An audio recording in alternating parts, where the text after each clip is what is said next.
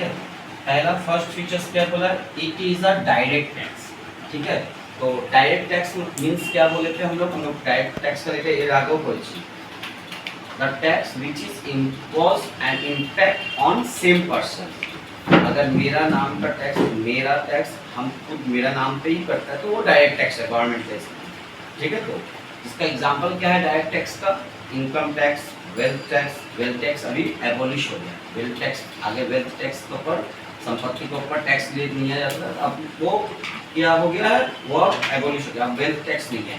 तो इन professional tax direct tax होता है। एग्जांपल ऑफ डायरेक्ट टैक्स समझ लो, income tax, professional tax, municipal tax, ये सब क्या होता है, ये सब डायरेक्ट टैक्स है, ठीक है। तो अच्छा, तो इनकम टैक्स का फर्स्ट फीचर है it is a direct tax, clear है। ইনকাম ট্যাক্স কেন কি তোমার ইনকামের যে টাকাটা তোমার নিজস্ব নামে যাবে ना, तुम्हारे इनकम में बोले सर क्या ऐसा होता है कि कोई ऐसा टैक्स है कि जिसमें हम पैसा देते हैं नाम किसी और का होता है? हाँ होता है। इनडायरेक्ट टैक्स जितना है जीएसटी का पैसा तुम रेस्टोरेंट में खाते हो तो तुम देती हो, लेकिन इसमें क्या होता है तुम्हारा नाम पे क्या गवर्नमेंट के खाते में जा रहा है, नहीं ना। तो वहाँ पर इम्पैक्ट अलग आदमी पे है और इम्पोज किसी और के ऊपर हो रहा है, ठीक है। तो इनकम टैक्स लेकिन इम्पैक्ट और इम्पोज एसएससी के ऊपर ही होगा। एसएससी मींस क्या बोले थे, ये भी हम लोग डिस्कस किए थे। Who is SSC? The person who liable to pay tax is called SSC.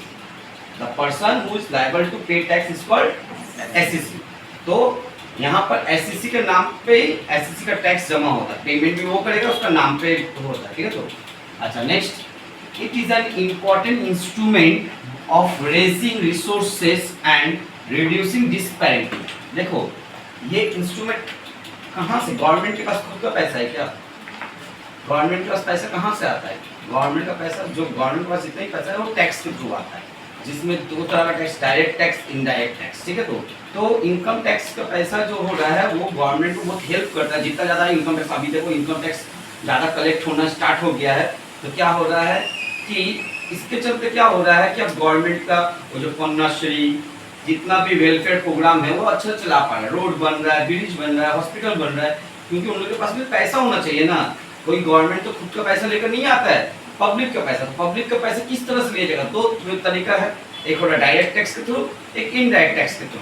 तो डायरेक्ट टैक्स में तो it is an important instrument of raising resource. Resource मैंने गवर्नमेंट का जो जितना ही पैसा कलेक्ट करना है, रिसोर्स तभी आएगा ना, ठीक है। तो एंड रिड्यूसिंग डिस्पैरिटीज मींस क्या होता है, भेदभाव, ऊंच नीच, इसको रिड्यूस करना। अब गरीब के पास पैसा नहीं है स्कूल में पढ़ाने का, प्राइवेट स्कूल में, तो उन लोग के लिए क्या हो रहा है कि फ्री का स्कूल चाहिए, तो स्कूल बनाने के लिए पैसा चाहिए, तो गवर्नमेंट पैसा, ये वाला पैसा आया, टैक्स का पैसा आया, तो चाहे वो डायरेक्ट से हो या इनडायरेक्ट टैक्स हो, दोनों का काम एक ही है। तो वो टैक्स से पैसा कलेक्ट करके स्कूल बनेगा। गरीब के पास क्या हो रहा है कि हॉस्पिटल में पेमेंट करके कहीं कराने का, तो उन लोगों के लिए फ्री फैसिलिटी कहाँ से आएगा?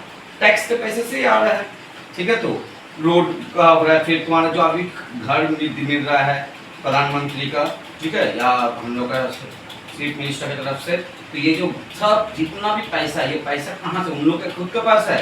कुछ नहीं है। जो हो रहा है टैक्स कलेक्ट हो रहा है, जितना ज़्यादा टैक्स कलेक्शन बढ़ेगा, जितने साल कुछ साल बाद और भी टैक्स कलेक्शन, तो सब इनकम आगे क्या था, घर में 1-2 जन इनकम करता था और बाकी सब उसके ऊपर डिपेंडेंट था। अभी हस्बैंड, वाइफ, बच्चा सब इनकम कर रहा है, तो अब टैक्स कलेक्शन ज़्यादा हो रहा है, धीरे धीरे क्या हो रहा है, ये वेलफेयर प्रोग्राम भी आगे बढ़ेगा, ठीक है।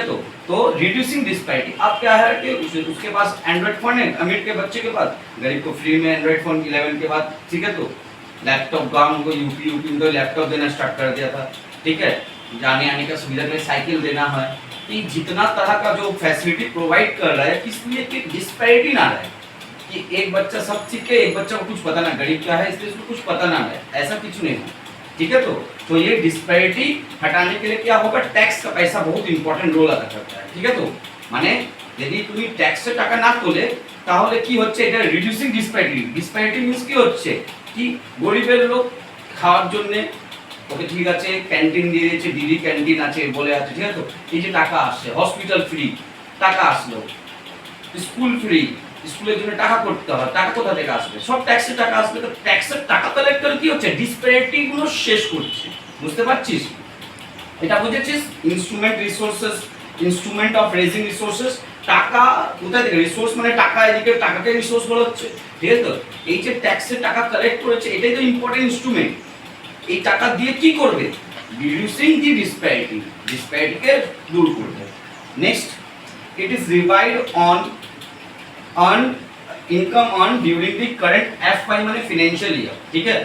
আচ্ছা, দুটো জিনিস আছে, রিভাইড মানে হচ্ছে চার্জও বলতে পারো, ঠিক है? तो चार्ज रिवाइड को दूसरा तरीका से क्या चार्ज, ये किसके ऊपर चार्ज होता है? Income earned during current financial year. देखो हम लोग प्रीवियस ईयर को तो फाइनेंशियल ईयर भी बोलते हैं, प्रीवियस ईयर को फाइनेंशियल ईयर। टैक्स में क्या हो रहा है? टैक्स के केस में यहाँ का ये फोटो लेके तो अच्छा ठीक है, नहीं वो तो वीडियो, अच्छा ठीक है वो तो लिख लिया ना। हम एक चीज बता रहे थे, इसमें हम लोग को और भी बहुत सारी चीज एक साथ ही हो गया। देखो टैक्स में दो साल होते हैं, एक होता है AY, एक होता है PY। PY is also called FY। देखो क्या है, AY मींस क्या होता है? Assessment year. असेसमेंट ईयर किसको बोलते हैं? Assessment year is the year in which the income of the assessee is to be assessed. যেই বছরে income which is earned during previous year, previous year এ যে ইনকামটা আর্ন করেছে যেই বছর অ্যাসিস্ট হচ্ছে মানে ক্যালকুলেট হবে, যে বছর ট্যাক্স পে করবে তাকে অ্যাসেসমেন্ট ইয়ার বলে, ঠিক আছে? আচ্ছা, প্রিভিয়াস ইয়ার মানে হচ্ছে যেই বছরের ইনকামে তুমি ট্যাক্সটা পে করবে, ঠিক আছে? তো এটাকে ফিনান্সিয়াল ইয়ারও বলে। এই দুটোরই ডেট হচ্ছে, স্টার্টিং ডেট হচ্ছে 1 এপ্রিল আর শেষ কবে হবে? নেক্সট ইয়ারের 31 মার্চ, ঠিক আছে? তো দুটো সেম, ঠিক আছে? তো এইদিকে কি বলছে কি আমার এখন আমার চলছে এখন 2024-25, এটা হচ্ছে আমার অ্যাসেসমেন্ট ইয়ার। এখন আমি অ্যাসেস করব কোন বছরের ইনকামটা আমি এই বছর পে করব 2024 আমার প্রিভিয়াস ইয়ার হবে 2023-24 23-24 23-24 যত আমি ইনকাম আর্ন করেছি সেটা আমি অ্যাসেসমেন্ট ইয়ার 24-25 এ পেমেন্ট করব। তো the year in which tax is paid is called assessment year. The year of the income of which paid by the SSC on assessment year is called previous year। যেই বছরের ইনকামের ট্যাক্সটা আমি assessment ইয়ারে payment করছি তাকে previous year বলে। তো current financial year সব সময় 24-25 আমি 20-21 টাকাটা পেমেন্ট করব না, 18-19 না, এগুলো তো প্রিভিয়াস ইয়ার হলো। তো এটা জাস্ট এটাকে আমি বললাম কি বললাম? The income earn during the current financial year. এটাকে যদি কারেন্ট ফিনান্সিয়াল ইয়ার বলো বা এটাকে কি বলতে পারো? প্রিভিয়াস ইয়ার বলতে পারো, বা এটাকে just preceding financial previous year, just preceding financial year. Just মানে একদম ইমিডিয়েট যেটা পেছনে আছে। তো 24-25 এ একদম ইমিডিয়েট কি আছে? 23-24। 24-25 এ জাস্ট পিছনে কে আছে? 23-24। তাহলে 24-25 এ কোন ইনকামের উপর ট্যাক্স দেওয়া হয়?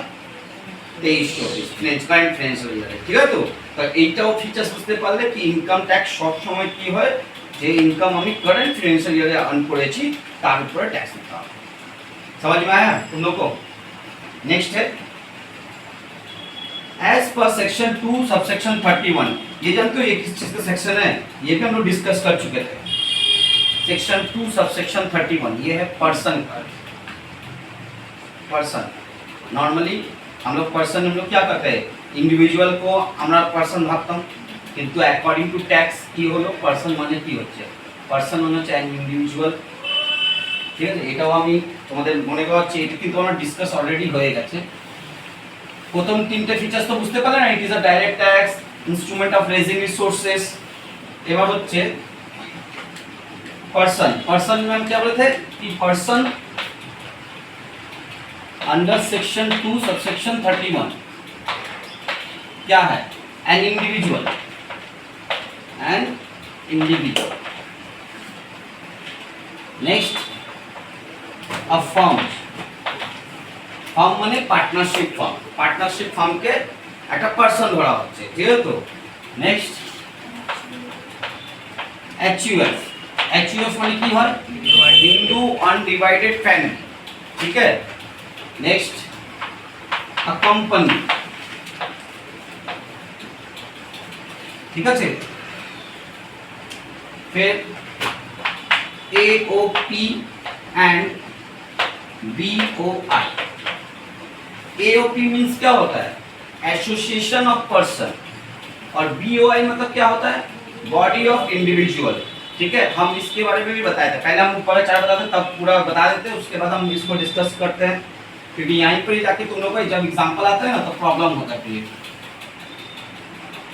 ठीक है, तो फिर उसके बाद क्या हो रहा है? ठीक है, तो local authority, local authority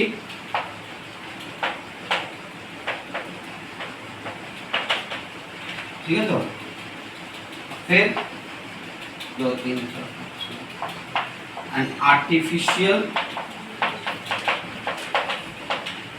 judicial person. ठीक है, तो प्रथम इंडिविजुअल, इंडिविजुअल में कौन कौन आता है? राम श्याम जो भी है, हम है, मेरा नाम, हम अगर टैक्स पे करेंगे तो हम लोग पर्सनल कौन सा कैटेगरी में? इंडिविजुअल। ठीक है, तो अच्छा मेरा एक पार्टनरशिप फॉर्म है। ठीक है, तो सोचो S&R। ठीक है, तो बोलकर मेरा पार्टनरशिप फॉर्म, पार्टनरशिप फॉर्म। ठीक है, तो अगर इस फॉर्म में बिजनेस करते हैं तो प्रॉफिट होगा, इस फॉर्म को अलग से टैक्स देना पड़ेगा, मेरा टैक्स अलग, फॉर्म पर टैक्स अलग। ठीक है, तो इसको हम लोग जब टैक्स देंगे तो S&R फॉर्म बोलकर टैक्स देंगे, मेरा नाम पे टैक्स नहीं होगा। जब पार्टनरशिप फॉर्मे जो बिजनेस टैक्सটা দিচ্ছি ওটা আমার নামে হবে না, ওটা ওই পার্টনারশিপ ফর্মের নামে পেমেন্ট হবে। তাহলে আমি আলাদা আর পার্টনারশিপ ফর্ম একটা আলাদা জিনিস, ট্যাক্স আমাকে আলাদা করে দিতে হয়। পার্টনারশিপ ফর্মের নামে যে প্রফিট হয়েছে, যত লস হয়েছে, যা আছে ক্যালকুলেশন ওটা পুরো পার্টনারশিপ ফর্মের নামে হয়, কারণ ওটাকে আলাদা একটা এন্টিটি ধরা হচ্ছে। তাহলে এটা একটা পার্সন ট্রিট হচ্ছে অ্যাকর্ডিং টু ইনকাম ট্যাক্স। ঠিক আছে, তো কেন কোনো মানুষ না, কিন্তু দুজন মিলে পার্টনারশিপ, আমি যে পার্টনারশিপ করলাম আর এর সাথে, তাহলে আর আমি দুজন আলাদা আলাদা ইন্ডিভিজুয়াল, কিন্তু যখন আমাদের বিজনেসের ট্যাক্সের ক্ষেত্রে আমাদের কি হবে? আমাদের আলাদা আলাদা আলাদা ব্যাপার, ওইটা আমাদের পার্সোনাল যখন আমরা ট্যাক্স দেবো তখন, কিন্তু বিজনেসের যত ইনকাম হবে পার্টনারশিপ বিজনেসে সেটা আমাদের ফার্মের নামে পেমেন্ট হবে। এই জন্য ওই ফার্মকে একটা আলাদা পার্সন ধরা হয়েছে। नेक्स्ट है HUF। HUF माने हिंदू अनडिवाइडेड फैमिली। क्या है?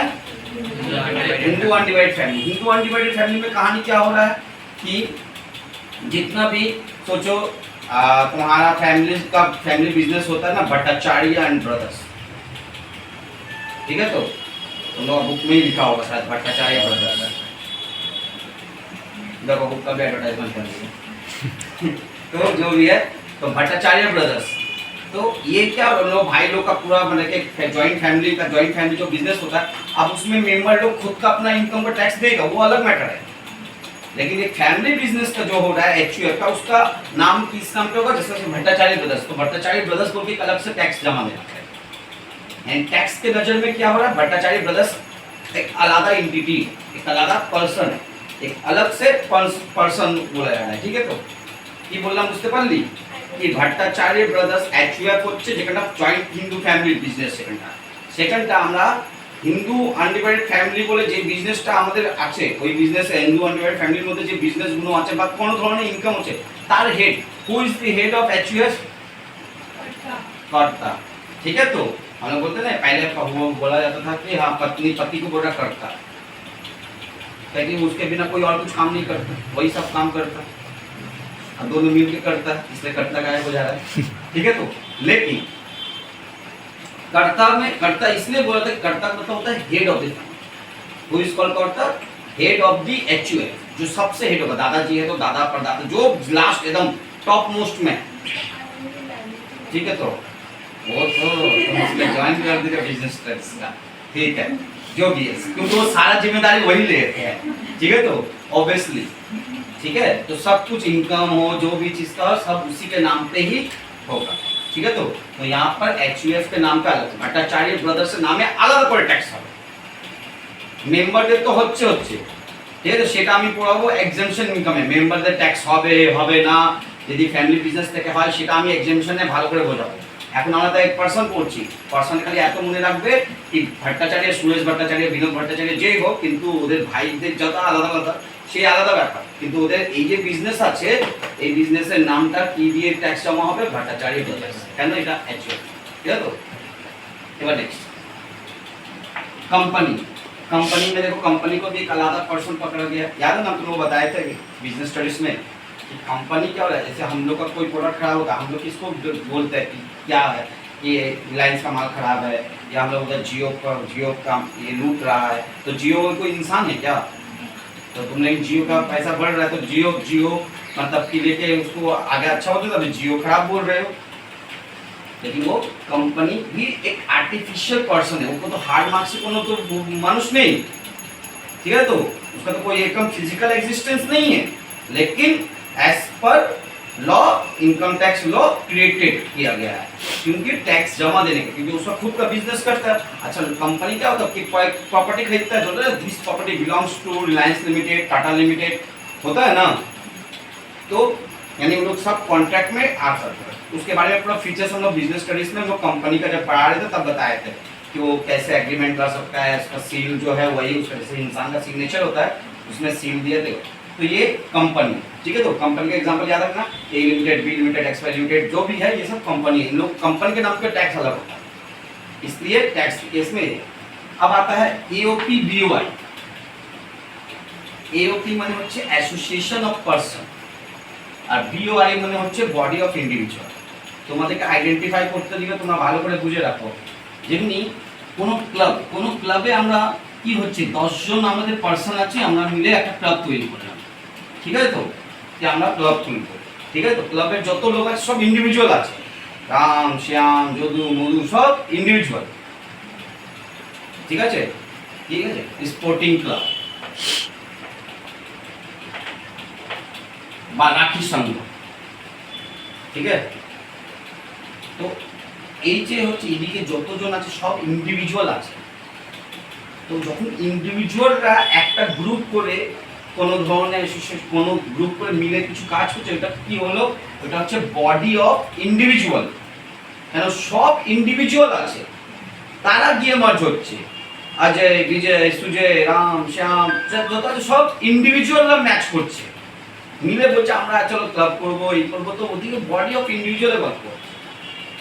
এবার হচ্ছে অ্যাসোসিয়েশন অফ পারসন মানে কি হচ্ছে, পারসন মানে হচ্ছে পারসন, এই সব পারসনের ক্যাটাগরি, এরা সবাই পারসন। অ্যাসোসিয়েশন মানে মিলে অ্যাসোসিয়েট হয়ে, এইদিকে দুটো, আচ্ছা এতে আরেকটা আছে কোঅপারেটিভ সোসাইটিও আছে, কোঅপারেটিভ সোসাইটি, ঠিক আছে। এই যে হচ্ছে এওপি কোঅপারেটিভ, এটা মানে পার্সোনাল ক্যাটাগরি না, কোঅপারেটিভ সোসাইটি এক্সাম্পল আছে অ্যাসোসিয়েশন অফ পারসন। যেমন দেখো তোমার দিকে কোনো বস্তি ইউনিয়ন সমিতি যেটা করলো, ওইদিকে কি হচ্ছে একটা কোঅপারেটিভ, সারা কোঅপারেটিভ সোসাইটি, দেখো এদিকে সারাত কোঅপারেটিভ সোসাইটি বলে একটা সারাত কোঅপারেটিভ সোসাইটি, ঠিক আছে। তো এ কি করেছে, এ বললো কি আপনাদের আমি এদিকে বিল্ডিং তৈরি করে দেবো, ওইদিকে যে লোকাল ছিল আবার চেতলান বলতে আমি এক্সাম্পল দিচ্ছি, তো বললো কি আমি আপনাদের কম দামে বিল্ডিং তৈরি করে দিব, ঠিক আছে, তো লটারি সিস্টেম হয়, সবকে কোয়ার্টার অ্যালট হচ্ছে, ব্লক যে 1 2 3 4 5 6 7 8 9 10 11 12 সবাই একটা টাকা দিব, কিন্তু দেখবে বাইরে লেখা থাকবে সারা কোঅপারেটিভ সোসাইটি। তাহলে একটা আলাদা কোম্পানি, একটা আর যে বিল্ডিং তৈরি করে যার কাজ হচ্ছে বিল্ডিং মানে গভর্নমেন্ট বডিও হতে পারে, যেও হোক, আর এইদিকে যত থাকতো যারা বস্তির মধ্যে তারা ইন্ডিভিজুয়াল, আর তারা কার সাথে অ্যাসোসিয়েট হচ্ছে একটা কোম্পানির সাথে। দুটো ডিফারেন্ট ক্যাটাগরি অফ পারসন যখন একসাথে আসে তখন বলা হয় एसोसिएशन ऑफ पर्सन। जब दो अलग तरह का कैटेगरी वाला पर्सन जब एसोसिएट होता है, यहाँ पर क्या बोले थे, यहाँ पर सब इंडिविजुअल था, सब इंडिविजुअल है, अजय विजय सुजय राम श्याम, ठीक है, त्रिज्योति, ठीक है, तो नंदनी ऋषिका, ठीक है, क्या नाम है, निधि, निधि नाम है ना, निकिता, तुम्हारा नाम निकिता, अच्छा सलोनी, जितना भी है सब इंडिविजुअल है, ठीक है। तो ये लोग इंडिविजुअल जब मिलकर ग्रुप बनाता है तो उसको क्या बोलते हैं, बॉडी ऑफ इंडिविजुअल। যেমনি ক্লাবের মধ্যে কোনো কোম্পানি ঢুকছে না, সব ইন্ডিভিজুয়াল, পাড়ার যত এক জায়গায় বসতো তাদের মিলে করছে, সেই জন্য ওটা কি বলা হয়, বডি অফ ইন্ডিভিজুয়াল। কিন্তু যখন বিল্ডিং তৈরি করতে এসেছে তো বস্তির লোকগুলো হচ্ছে, আর যে বিল্ডিং তৈরি করে তারা বলেছে কি তোমরা সবাই আমাকে 5 লাখ করে দিয়ে দিবে, আমি বিল্ডিং করে ব্লক ওয়াইজ আমি বাড়ি বানিয়ে দিব। তাহলে দুটো তো আলাদা আলাদা ক্যাটাগরি না, এরা ইন্ডিভিজুয়াল ওরা কোম্পানি, বুঝতে পারলে? বা কেএমডিএ করলে local authority plus individual, KMDA তো এইটাই কাজ, কেএমডিএর কাজ সেমই আছে, কলকাতা মিউনিসিপাল ডেভেলপমেন্ট অথরিটি, এদেরও কাজ তো সেম, কি ডেভেলপমেন্ট করা। তো এরা এই বস্তির লোককে বলেছে তোমরা জায়গাটা আমাদেরকে দাও, আমরা আপনাদেরকে ফ্ল্যাট কোয়ার্টার বানিয়ে দিব, তোমাদেরকে দেওয়া হবে, লটারি সিস্টেম হবে, যারা প্রথমে টাকা দিবে প্রথম লটে ওরা পাবে। তাহলে এই দিয়ে কি হচ্ছে, এইটা তো লোকাল অথরিটি থেকে আলাদা ক্যাটাগরি, আর ইন্ডিভিজুয়াল একটা আলাদা ক্যাটাগরি, বস্তির লোক ইন্ডিভিজুয়াল আর কেন্দ্রীয় একটা আলাদা ক্যাটাগরি অফ পারসন, দুটো ডিফারেন্ট ক্যাটাগরি অফ পারসন যখন মার্জ হচ্ছে তাকে কি বলা হয়, অ্যাসোসিয়েশন অফ পারসন। समझ में आ रहा है? এর আর এর থেকে বেশি ভালো বোঝাতে পারবো না। समझ में आया ना कि इंडिविजुअल में सिर्फ इंडिविजुअल সব মানুষ ইন্ডিভিজুয়াল মানুষ, কিন্তু এদিকে দুটো আলাদা ক্যাটাগরি অফ পারসন যখন মার্জ হচ্ছে, বুঝতে পারলে? এবার লোকাল অথরিটি তো আমি এখনই বুঝিয়ে দিলাম, কেএমডি দমদম ক্যান্টনমেন্ট বোর্ড, যত আমাদের এ আছে লোকাল অথরিটি পঞ্চায়েত সমিতি, ঠিক আছে? তো যত সব জায়গা তো গভর্নমেন্টকে রুল করার জন্য একটা নিচে লোকালের একটা অথরিটি তৈরি হবে। আচ্ছা তারা কেন স্যার, ওরা পার্সন কেন? পার্সন তো আপনি ট্যাক্সের ক্ষেত্রে, ওরা কি ট্যাক্স পে করে? আরে ট্যাক্স মানে টাকা পেমেন্ট করাটাই ট্যাক্স পেমেন্ট করা বলা হয় না। ট্যাক্সের মধ্যে আসার জন্য কি হচ্ছে, কি তোর মানে হচ্ছে ক্যালকুলেশনটা কি, কত তুমি আয় করছো, কত তোমার খরচা হচ্ছে সেটা দেখা, হিসাবটা নেওয়াটাই তো হচ্ছে কি, এটার জন্যই অ্যাসেসমেন্ট করা হয়। এবার কেএমডি এর কি, কেএমডি টাকা তোলে না, তোলে ওইদিকে যত ল্যান্ড রেভিনিউ এইসব তো তুলবে, জমির যে আমরা মিউনিসিপাল ট্যাক্স দিচ্ছি, ওয়াটার ট্যাক্স দিচ্ছি, সিওয়েজ ট্যাক্স দিচ্ছি, এই জন্য যত ট্যাক্স আছে সব তো আমরা ডিপার্টমেন্টে দিচ্ছি। ওরা কিছু খরচা করছে, এই যে গাড়ি আসলো সিটি মেরে এখন নিয়ে চলে গেল, এসব তো ওদিকে তো ওদেরও টাকা পেমেন্ট ওরা করছে, তার মানে ওদের কিছু ইনকামের সোর্স আছে, কিছু খরচার সোর্স আছে। এই যে ইনকাম আর খরচা এইসবকে দেখানোর জন্য ওদের কি হবে, ওদেরকেও অ্যাসেসমেন্ট করতে হবে। তা কি ওরা কি মানুষ ইন্ডিভিজুয়ালের মধ্যে আসবে? মানে যেই ডিপার্টমেন্ট, ওই ডিপার্টমেন্ট তো ইন্ডিভিজুয়াল না।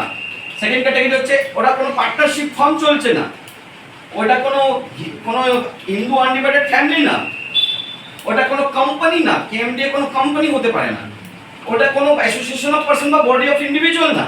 কি লোক আমরা 5 জন মিলে আমরা আজকে না এদিকে অথরিটি খুলে দিচ্ছি কলকাতা মিউনিসিপাল কর্পোরেশন, এবার আমরা বলবো কি আমরা আমেরিকার মিউনিসিপাল অথরিটি খুলে করতে পারবো? আমরা করতে পারবো না। বা তাহলে ওরা কোন ক্যাটাগরির মধ্যে পড়ছে? ওরা লোকাল অথরিটি।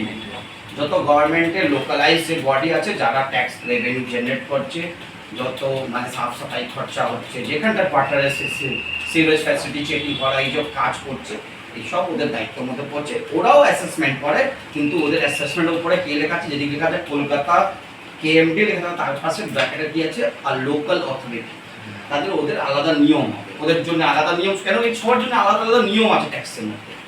এবার হচ্ছে আর্টিফিশিয়াল জুডিশিয়াল বডি। তাহলে একটু যেখানটা জুডিশিয়াল বডিটা হচ্ছে যেখানটা আমরা জাজমেন্ট পাই। একটা মনে আছে আমি তোমাকে বলেছিলাম কি আমরা গিয়ে ঠাকুরকে বলি মা যে আমার সাথে এই করেছে আপনি ওকে দেখে নেবেন, তা আমরা ঠাকুরের কাছে গিয়ে জাজমেন্ট নিচ্ছি, ঠিক আছে? তো এই যে জাজমেন্ট আমরা ঠাকুরের কাছে যাচ্ছি, ঠাকুর আমাকে, কেউ বলবে স্যার ঠাকুরে गए बोल के सर मेरा शादी अच्छा लड़का से करा दीजिए, कोई बोले अच्छा लड़की, सबका अपना दुख है, ठाकुर के पास जाके सब भगवान के पास जा रहा है, जाके अपना दुख बता रहा है।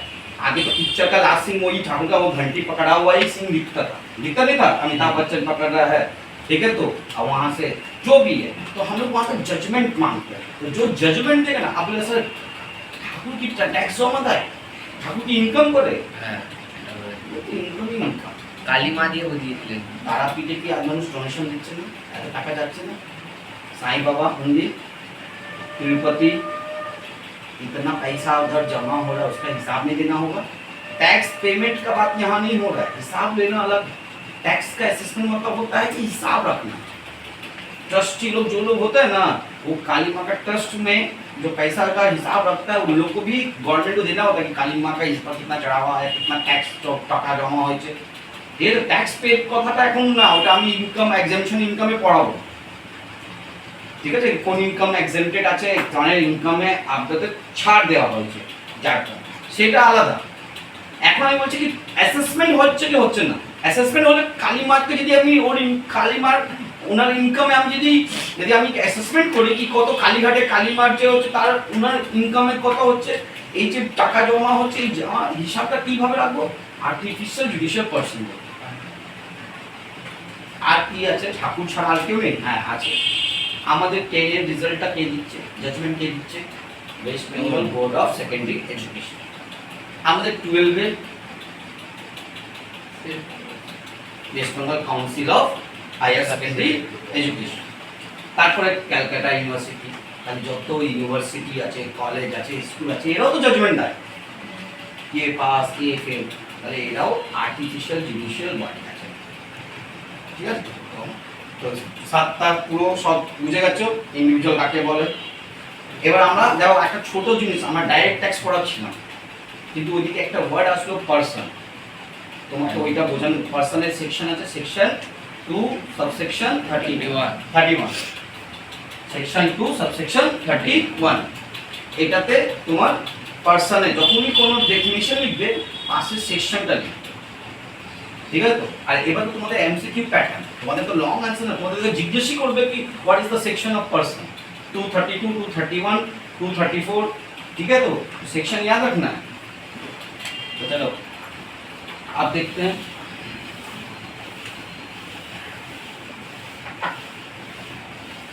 उधर नहीं हो रहा तो यहाँ डबल हो रहा है, ट्रिपल हो रहा है, ये याद रखना। वहाँ पर अगर तुम लोग 3-4 लोग पढ़ रहे हो, वहाँ पर तुम्हारा टैक्स नहीं हो रहा तो यहाँ पर बार बार ये वाला चीज़ क्योंकि फर्स्ट टाइम भी तुम लोग पहले भी ऑनलाइन क्लास में था, ठीक है? अब देखो, तो as per section 231 of Income Tax Act 1961, every person is liable to pay tax who have earned during the financial year। अगर वो करंट फाइनेंशियल ईयर में इनकम अर्न किया है तो उसको टैक्स पे करना होगा, लाइबल है टैक्स करना, इट इज ड्यूटी, ठीक है? तो कि उसको पे टैक्स करना ही होगा। Next, it is applicable, direct tax का फीचर चल रहा था, यही तो फीचर्स ऑफ डायरेक्ट टैक्स चल रहा था, sorry income tax, features of income tax. Income tax क्या हो रहा है? इनकम टैक्स क्या हो रहा है? इट इज एप्लीकेबल, 4 पॉइंट देता है ना, इट इज एप्लीकेबल टू पूरा इंडिया, होल इंडिया, ठीक है? तो it is applicable to whole of India. अब सर इसमें बोलने क्या बात था, ये होल ऑफ इंडिया तो नॉर्मल बात है, इंडिया का एक्ट है तो इंडिया का सब जगह में होगा, नहीं, इंडिया में सब एक्ट सब जगह एप्लीकेबल नहीं होता है, ठीक है? तो और अभी तो फिर भी कुछ एक्ट छोड़ के पहले तो जम्मू कश्मीर जो था वहाँ पर कुछ सेक्शन ऐसे लगा हुआ कि इंडिया का 80% जो टैक्स जो भी लॉज है वहाँ पर एप्लीकेबल नहीं होता था, समझे? जो यहाँ का कानून है वहाँ पर कानून वो नहीं चलता था, वो तो अभी 370 हटने के बाद फिर भी बहुत सा चीज़ एप्लीकेबिलिटी में आ गया। फिर होता सिक्किम हुआ, ठीक है? तो जितना भी हम लोग का टेरिटरी एरिया है सब जगह में कुछ एग्जेम्पशन दिया गया, कुछ एक्ट होता है। लेकिन इनकम टैक्स अभी का बात नहीं है, 370 हटने का बात, स्टार्टिंग से इनकम टैक्स पूरा इंडिया में एप्लीकेबल सेम वे से, यानी इनकम टैक्स सबको उस समय भी देना पड़ता था, चाहे वो जम्मू में रहे, चाहे कश्मीर में रहे, चाहे लद्दाख में रहे, कहीं भी रहे, इनकम टैक्स उस समय भी एप्लीकेबल सबके ऊपर सेम था, आज भी सेम। तो ये भी एक फीचर्स हुआ। इनकम टैक्स तुम लोग पूछेगा, except income tax is applicable to whole of India except Jammu Kashmir Ladakh, none of this. तो क्या होगा आंसर? नन ऑफ दिस, क्योंकि अभी सब में एप्लीकेबल, नॉट एप्लीकेबल। तुम लोगों को लगा दिमाग में आएगा एप्लीकेबल कहाँ नहीं होता, जम्मू कश्मीर सर कश्मीर बट हम बोले कि आगे नहीं, आगे भी होता था अभी भी होता है, कुछ एक्ट नहीं होता है, लेकिन इनकम टैक्स पहले से ही पूरा होल ऑफ इंडिया में एप्लीकेबल है, बुझते पारले? नेक्स्ट,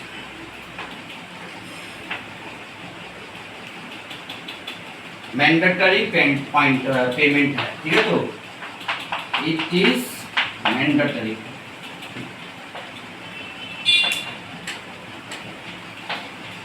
तो आप देखो यहाँ पर मैंडेटरी क्यों वर्ड यूज किए हैं कि ये कंपलसरी, ऐसा नहीं तुम्हारी इच्छा मेरा इस साल हम इनकम के मन नहीं करा टैक्स नहीं देते, ऐसा नहीं। इनकम अन टैक्स पे करना पड़ेगा, समझे। ये मैंडेटरी है, मैंडेटरी ने देना ही कंपलसरी है, ठीक है। तो